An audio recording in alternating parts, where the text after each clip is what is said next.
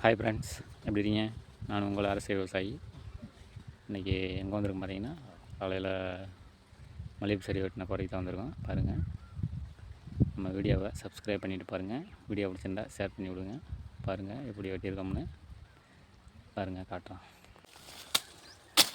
வெயில் வாட்டில் தெரிய மாட்டேங்குது.